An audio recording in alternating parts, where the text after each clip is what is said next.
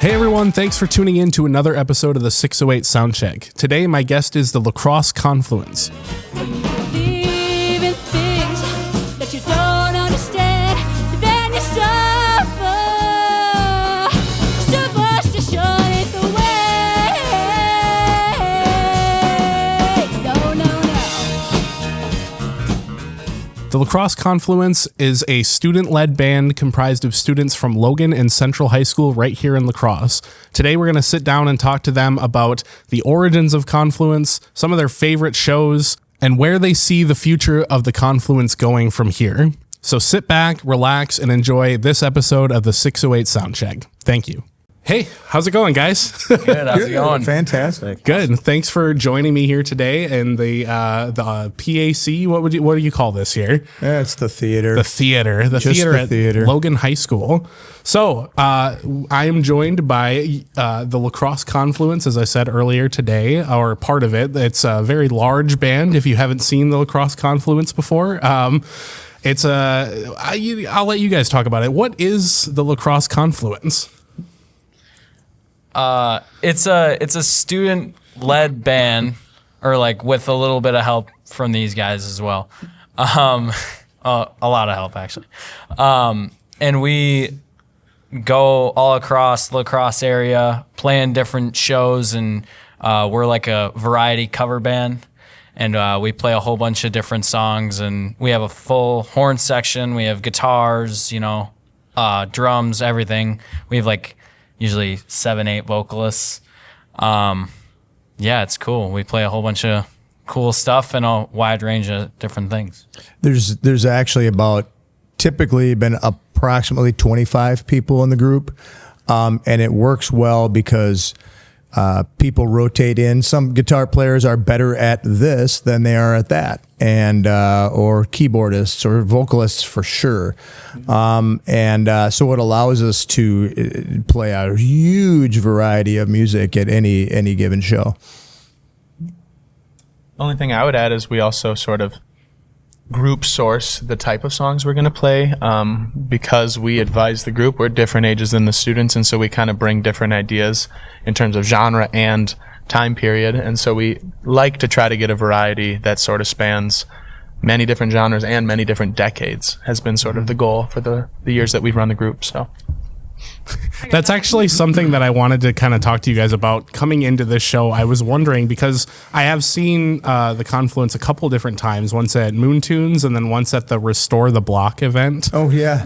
I was there working for the Y doing a booth there, and so I thought that was really cool. But how do you guys, what does the music curation process look like for you guys? Play a variety of stuff from 60s, 50s, even on to stuff from today. So how does that selection process work for you guys? Well, once we've established it, because we have auditions in February, and the next step after we meet and kind of talk about how things are going to work, we just have a form that people fill out, and a Google form, and they just put down everything that they, maybe 6 tunes or something? Yeah, 5 or 6. Like that they think that would be a good fit for the group.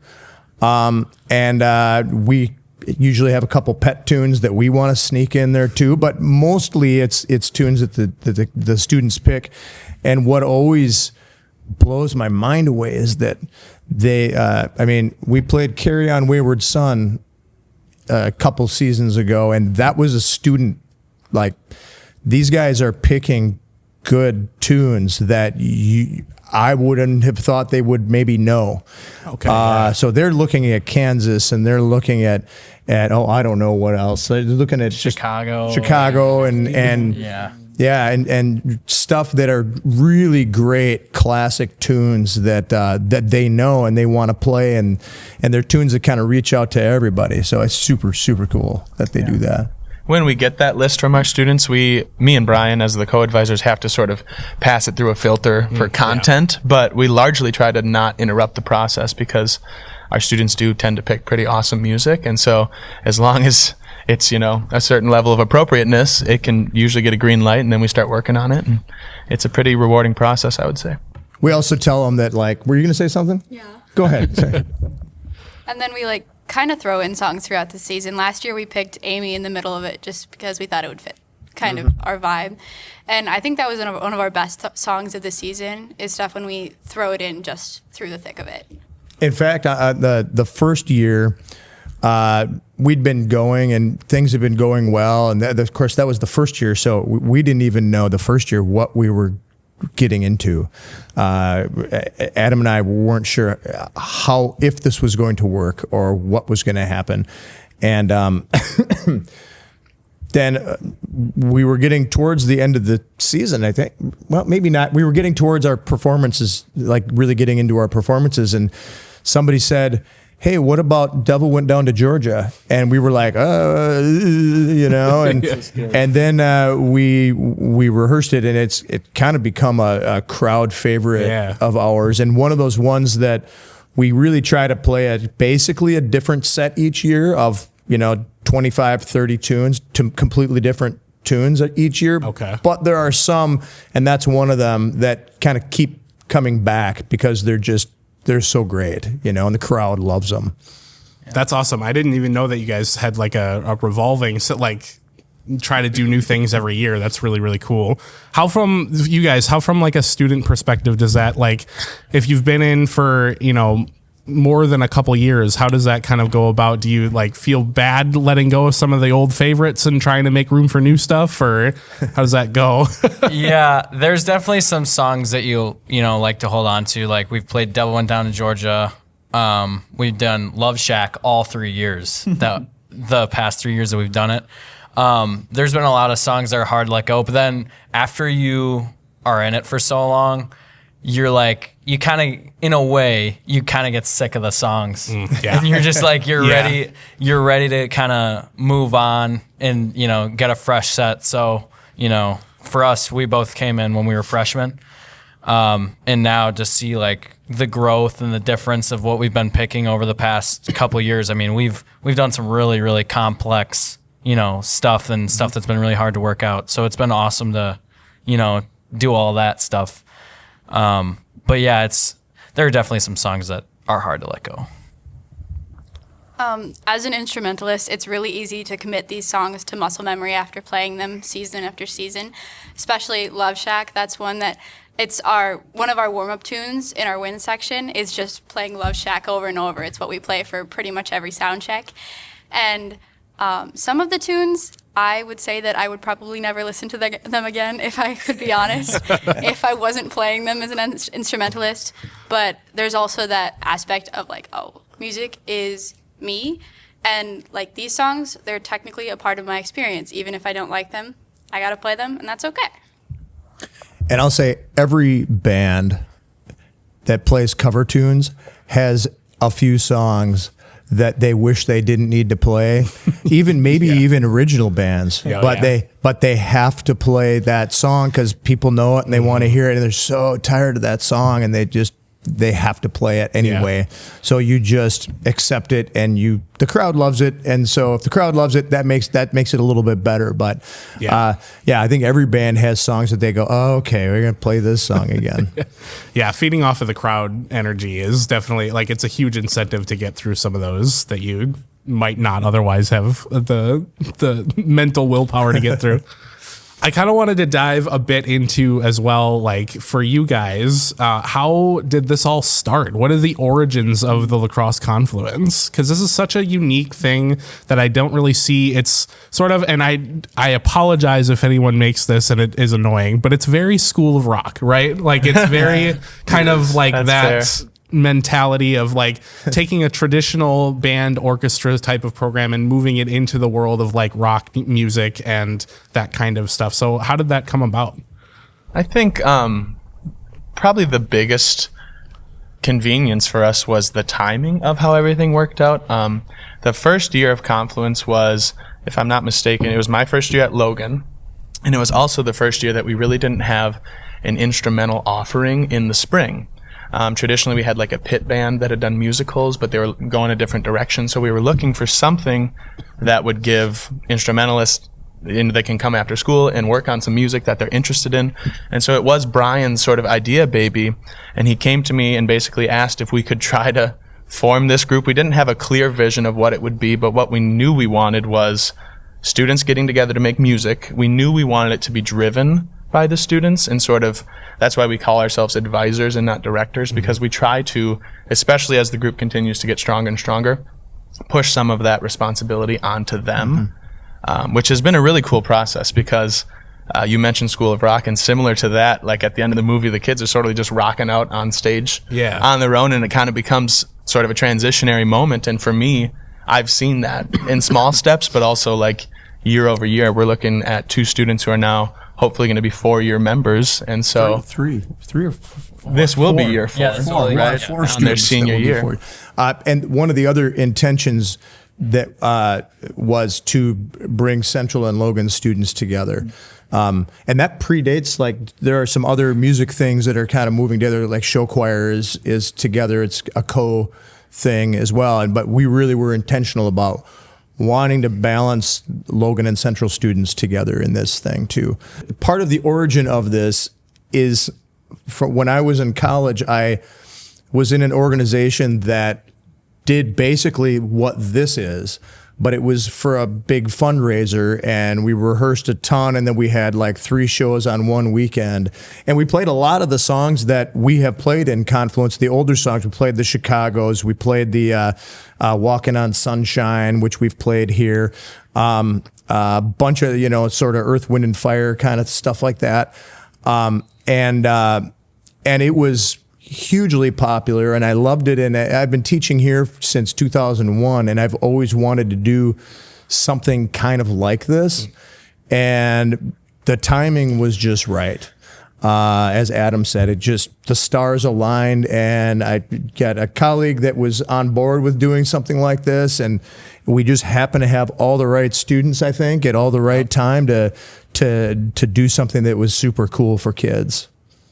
Didn't expect it to actually go this far. I mean, you know, what we're doing now, I didn't know, nobody knew what we were going to be doing 3 years later. Yeah, I mean, we had no idea. So it's awesome. There wasn't really a roadmap for it. Yeah. It was sort of a concept, and then we just had to sort of make it work along the way and sort of use our best guesses. And thankfully we had some, like Brian said, some interested students and some confident students who were kind of willing to, I would say, take risks. Yeah. And, sort of be the pioneers of what we're doing. And now we sort of do have a formula, which is nice to fall back on, and nice now because students that are coming into the high school, either high schools really, they have sort of an idea of what this group is, and some might even be interested and excited to try to audition. So that has been sort of some momentum that's been building in the positive direction. Going back to the tune list thing, when you think about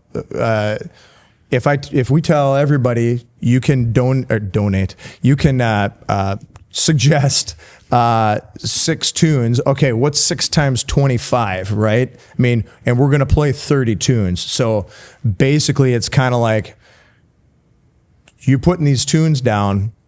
Don't assume that you're going to get any of them, but we kind of try to get everybody to get a tune in there that fits and works.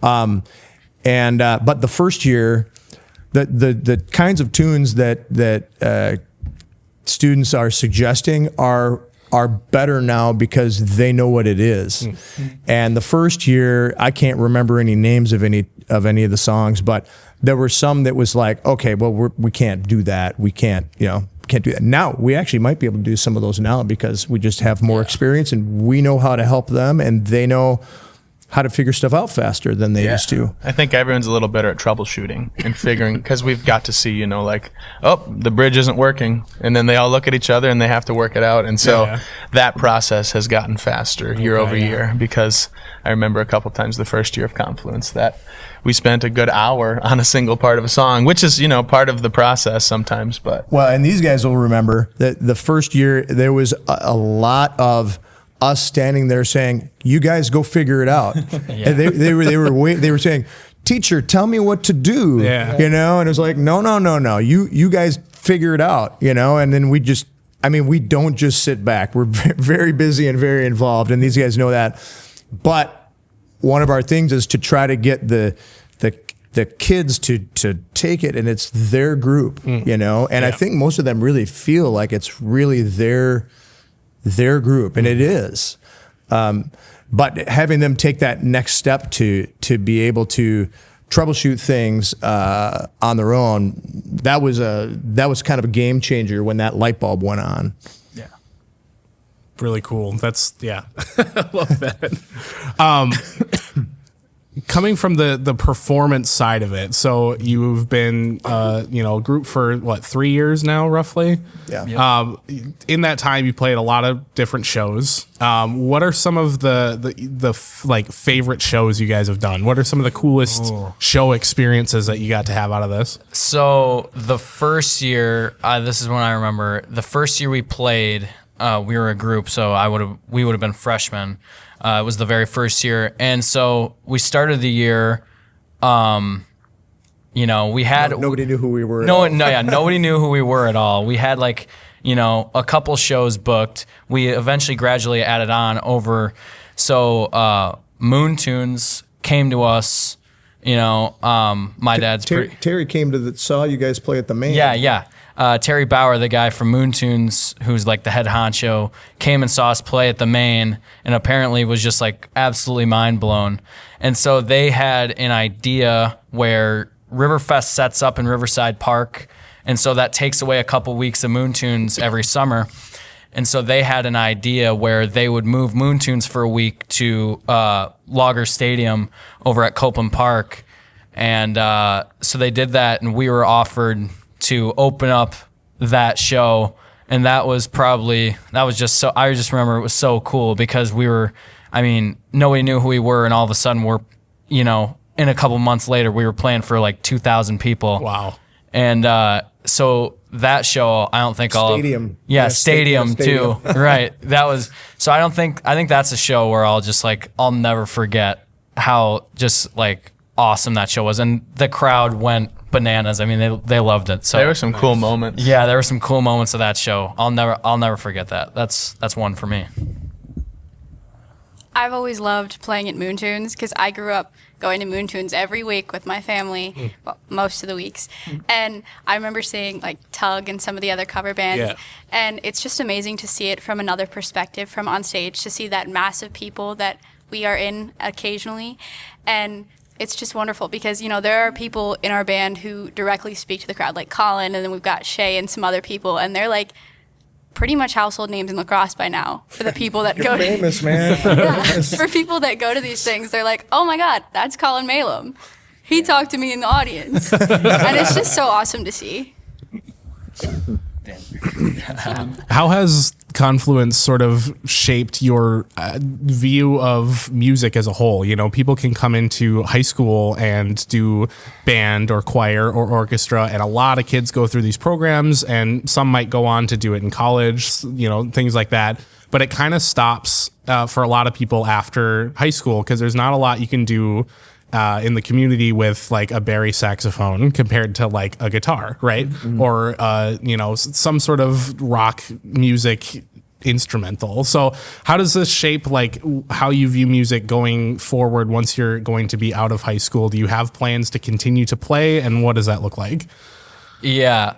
From when I was really young, I grew up around the scene, and music was always there. I was always amazed when I would see bands of high schoolers or that they would make in the garage or but I didn't when I was told that Confluence was gonna start and be a thing, I remember I was just so excited, and I jumped on the opportunity to audition, and now going forward, Confluence is so much different than, no offense, but a choir concert or a band concert I'm not offended. or a show choir or a show choir setting. And so, I think, with me at least, when I can interact with a crowd on a very personal level, it just, makes my heart beat out my chest, But I think I have a lot of plans after high school, because I'm going to continue into music into college, and going to try and make a living out of music.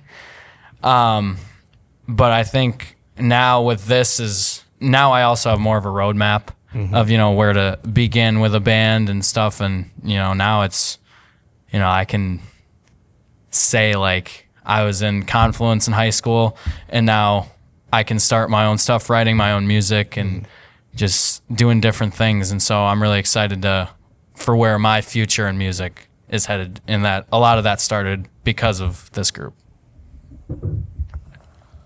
I do play the bari saxophone, like you said earlier. There's not a lot of. Not to call you out specifically. I did not try to do that. Okay. There's not a lot of like experiences out there outside of like big group bands for us to be a part of. And I have been in every band offered at Logan, and this is just something entirely unique. It combines. I've been in jazz band and I've been in show band, and it combines those both. But it also gives me that opportunity to be an individual, while other bands typically don't give you that opportunity. So, like, especially in our wind section, we learn improv, and we don't learn it necessarily. We learn it just by doing it in this group. And we do improv solos on stage. And it's just that wonderful thing that I'm like, oh my gosh, I'm being creative in front of people. What am I going to do? What's going on? And it hasn't really given me a roadmap into like what I want to do. I'm not going into music, I'm going into the sciences. But it's given me a roadmap into a hobby that I'm planning on having for the rest of my life. Like, I'm planning on maybe auditioning for like the lacrosse community bands. And I'm going to UWL, so I'm playing in their jazz band and stuff like that. And it's just so interesting to see. Like, we have so many people in our group who have gone on to different things. We've got people in tech, we've got people in music and musical theater and stuff like that. And then there's me and Colin, who we have completely different ends of the spectrum of like musical experiences. And we're going off into different things, but we still have this constant connection of Confluence and this connection to like lacrosse in our home. So, yeah. You guys are so cool. I was going to add something to what they were saying. Yeah. For me, I mean, I grew up playing in garage bands in high school and then bands through college and post-college and all that kind of thing. And it was just kind of a thing that I did. And I think because of the way that, people are on their phones and technology actually has, like, there's a lot less of that now than there was 20 years ago. And I hope that these guys, or not maybe these specifically, but people in the band they're jamming in their basement besides Confluence. Like, Confluence is a little different in that it's very specific. Like, we have a timeline and we have to learn these 30 tunes by this date. And there's not as much time to just jam on a 1-4-5 blues thing for 20 minutes. Like, it's more like, let's go. We got stuff to do to keep our schedule, right? Yeah. And I wish there was more time for that, but there's just not. So my hope is that those guys, they can learn a lot by just having time to fool around. Yeah. And I learned so much about music by just being with my friends and just fooling around with instruments for a while and just seeing what happened. And some of it was really cool and some of it was really terrible. But, we learned a lot of stuff just by messing around. And that's pretty normal, Yeah. But again, there's not as many people that are forming bands in their garages or basements as there used to be. And I think for us, a lot of the now current goal is that Confluence is sort of a stepping stone. And kind of like what these students are getting at, that we have students that feel empowered to like break off and go to that next level, because hopefully they've learned some skills in this group and they can now take those and sort of grow with them. Because I think for me, we've seen versions of that already. We have a bass player and a piano player who are kind of breaking off in a duo. And so it's just cool to watch them break off into their own small bands. And I hope that continues, because it's a great idea for me to have a bunch of former Confluence kids sort of expanding and exploding the music scene here and wherever they may go after high school. Yeah. I was super, super excited when you reached out to talk about this on the show, because the idea of this show is, right, talking about like lacrosse's music scene. And I talk to a lot of bands that are currently established and playing out and stuff like that. But the idea of that, there's kids that are high school age coming in and doing this and getting to like experience real shows in our community, not just like, not again, like I was in band, I was in symphonic band, I was in jazz band, choir, everything in high school. So like I get this, which you guys can't see on the camera, but we're by the stage.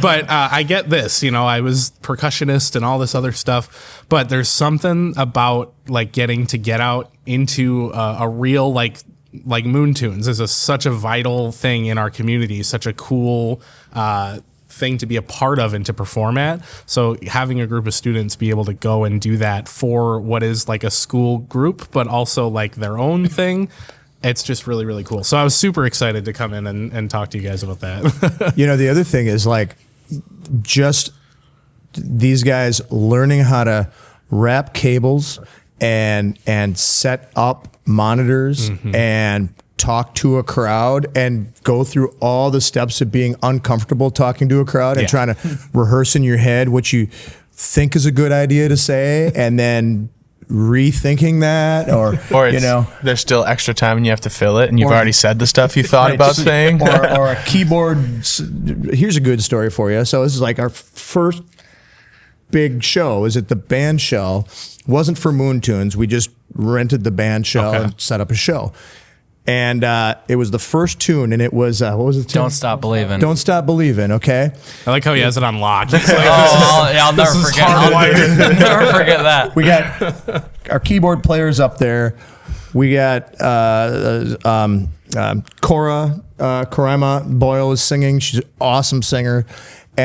And she was like, you know, the do, you know, it starts and then the crowd's all excited. They love Journey. We know this one. and then she starts singing and then partway through that verse, the keyboard like just stopped working. And like it's a keyboard beginning, right? Like there's nothing else going on. So she just kept singing.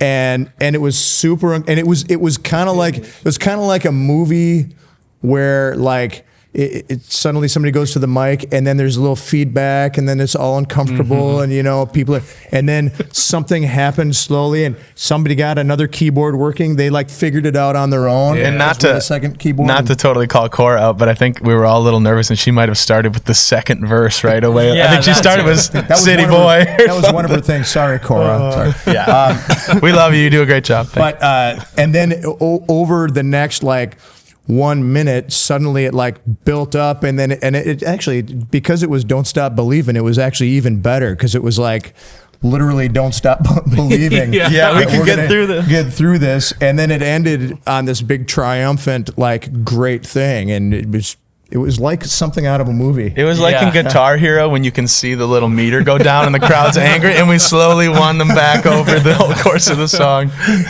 Yes. It was perfect. Very memorable. That's another memorable show. It's just we've had so many just like small little things that happen here and there, but I think that's what makes it fun and that's what teaches you also. And so the next time we have a lyric mishap or a piano unplug, they kind of are more ready for that, and I think that's a cool skill to learn and to sort of to figure it out live in front of a real audience. And what do? You have to do something, you know. And these guys have really become very good at just figuring that out, because something always has, somebody breaks a stick or a you know, guitar string snaps or somebody forgot the words, or you know, I mean, even like really great bands that those things happen.